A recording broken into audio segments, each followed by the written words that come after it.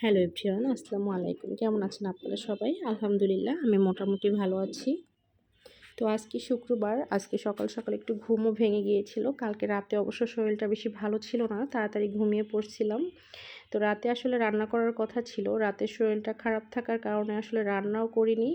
তো হাজব্যান্ডকে রাত্রে বললাম যে আজকে বাসায় রান্না করব না, তুমি বাইরে থেকে কিছু কিনে নিয়ে আসো। তো রাতে বাইরে থেকে বিরিয়ানি, তারপরে হলো কি বলে নান, রুটি এগুলো কিনে নিয়ে আসছে। তো রাতে ওগুলা ওরা খাইছে, আমার আর খাওয়া হয়নি। তো আজকে যেহেতু সকাল সকাল ঘুম ভেঙে গেছে, ভাবলাম যে একটু তাড়াতাড়ি রান্না বান্না সেরে ফেলি। যেই কথা সেই কাজ, আজকে সকাল সকাল একটু রান্নাটা সেরে ফেললাম।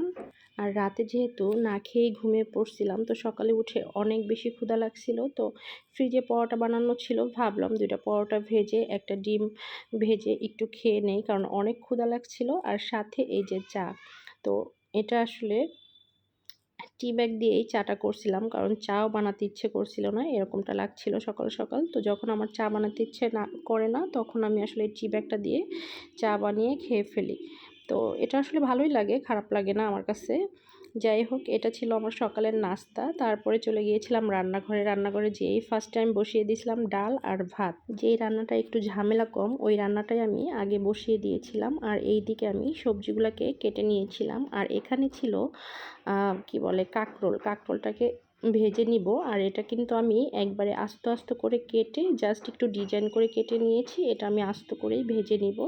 আর এভাবে করে কাঁকরোল ভাজি করলে কিন্তু দেখতেও সুন্দর লাগে আর খেতেও বেশ ভালো লাগে। তো এটার ফাইনাল লুকটা একটু পরেই দেখাবো। এটার ফাইনাল লুকটা কিন্তু দেখতে অনেক বেশি সুন্দর হবে। আর এইদিকে আমি নিয়েছিলাম রুই মাছ, বড় রুই মাছটা নিয়েছিলাম। এটা আমি আজকে টমেটো দিয়ে ভুনা করব। যে কোনো বড় মাছ আসলে খেতে ভালো লাগে ছোট মাছের চেয়ে। ছোট মাছও ভালো লাগে, তবে ছোট মাছটা রান্না করা একটু ঝামেলা, কোটা বাছা সব কিছু মিলিয়ে। যাই হোক, আমার বাসায় ছোট মাছটা অনেক কম খাওয়া হয়। আর এই দিকে মাছটাকে আমি হলুদ লবণ মাখিয়ে নিচ্ছিলাম খুব ভালো করে, কারণ এটাকে আমি আগে ফ্রাই করব। ভালো করে ফ্রাই করার পরে দেন আমি এটাকে ভুনা করব। আর এটা ভুনা করব টমেটো দিয়ে। তো এটাকে আমি ফ্রাই করে নিচ্ছি। আর এই দিকে চুলায় ডাল হচ্ছে। ডালটা আসলে একটু বেশিক্ষণ জাল করলে ভালো লাগে। মসুর ডাল, দেশি মসুর ডাল। এটাকে আমি অবশ্য আগে সিদ্ধ করে ব্লেন্ড করে নিয়েছি।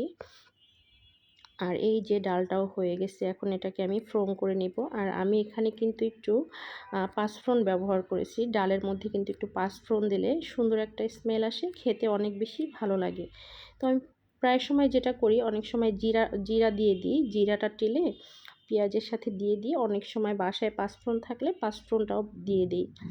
আর এই যে টমেটো দিয়ে হচ্ছে রুই মাছ ভুনা, এইটা আমার অনেক বেশি পছন্দ। যে কোনো বড় মাছই আসলে খেতে অনেক বেশি ভালো লাগে। আর এদিকে হচ্ছিল ঢ্যাঁড়স ভাজি। ঢ্যাঁড়সটাকেও সবুজ সবুজ করে ভেজে নিব, অনেক বেশি ভাজবো না, সবুজ সবুজ করে ভেজে নিলে আসলে ওইটা খেতে বেশি ভালো লাগে। আর এই যে ভাজা রুই মাছগুলোকে মশলাটাকে ভালোভাবে কষিয়ে এটার মধ্যে দিয়ে দিচ্ছিলাম। আর টমেটো দিয়ে রান্না করলে কিন্তু মানে রুই মাছ, বড় মাছ, যে কোনো মাছই ভালো লাগে, টমেটো দিয়ে একটু ভুনা ভুনা করলে আসলে খেতে ভালোই লাগে। আর এই যে আজকে সকাল সকাল সবগুলো রান্না হয়ে গেছে। ভেন্ডি ভাজি, তারপরে কাঁকরোল ভাজি, রুই মাছ ভুনা, সাথে ডাল। আর সকাল সকাল রান্না করার পরে আমার হেল্পিং হ্যান্ড এসেও রান্নাঘরটাকে একবারে খুব সুন্দর করে পরিষ্কার করে গুছিয়ে গাছিয়ে দিয়ে গেছে। যাই হোক, সবাই ভালো থাকবেন, সবাই সুস্থ থাকবেন, সবার জন্য অনেক অনেক দোয়া এবং ভালোবাসা। আবার দেখা হবে নতুন কোনো ভিডিও নিয়ে।